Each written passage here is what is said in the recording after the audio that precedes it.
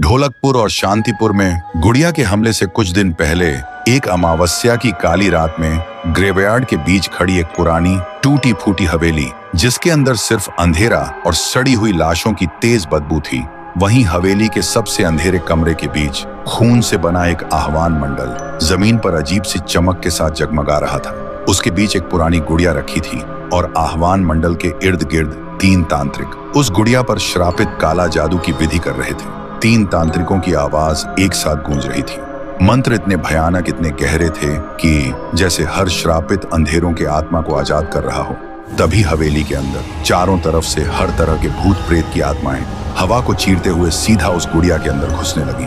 और जैसे ही आखिरी आत्मा घुसी, गुड़िया की आंख खुल गई और अचानक वो 3 तांत्रिक टुकड़े टुकड़े होकर बिखर गए। तभी गुड़िया उठती है और जोर जोर से हंसने लगती है। उसका हंसना इतना तेज, इतना खौफनाक कि पूरा ग्रेवयार्ड कांप उठता है। और इसी तरह पैदा हुई शैतानी रूह से भरी राक्षसी गुड़िया।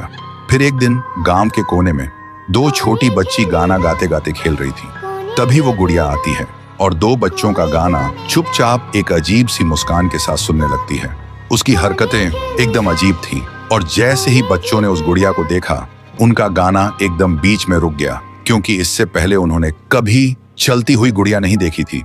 अगले ही पल वो गुड़िया दोनों बच्चों के करीब आई और उनका खून चूस कर दोनों को मार देती है। और तब से वो गुड़िया वही अधूरा गाना टूटी फूटी आवाज में गा के अपना तांडव मचाती थी। और फिर साहुर ने उसे रोकने के लिए उस गुड़िया के टुकड़े टुकड़े कर दिए थे, लेकिन फिर भी उस पर कोई असर नहीं हुआ था। उसके सारे टुकड़े खुद ब खुद एक एक करके जुड़ने लगे थे। और फिर वो ढोलकपुर से भागकर सीधा शांतिपुर पहुंची थी और वहां भी अपना खौफनाक तांडव मचाने लगी थी। लेकिन शांतिपुर में भी उसका आमना सामना हुआ था पीहू और साहुर से, और फिर दोनों ने मिलकर उस गुड़िया को आग से जलाकर खत्म कर दिया था। और इस तरह पीहू और साहुर ने गांव वालों को उस श्रापित राक्षसी गुड़िया से बचाया था। लेकिन जलने से पहले जब साहुर ने अपने जादू से उसे कस के पकड़ रखा था, तब गुड़िया अपनी एक उंगली चुपके से जमीन पर गिरा दी थी।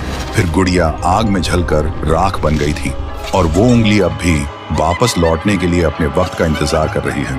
तो दोस्तों, क्या आप देखना चाहते हो गुड़िया का वापस आना और इटाची वर्सेस गुड़िया का जबरदस्त तांडव? तो कमेंट करो और इस वीडियो को 1 लाख लाइक्स तक पहुंचा दो।